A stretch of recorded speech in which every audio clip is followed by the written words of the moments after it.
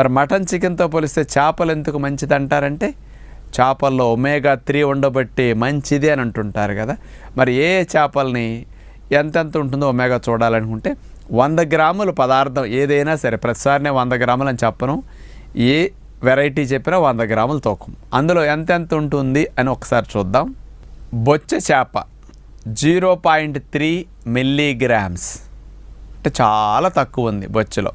బొమ్మిడాలు 112 మిల్లీగ్రాములు. జల్లలు catfish 163 milligrams.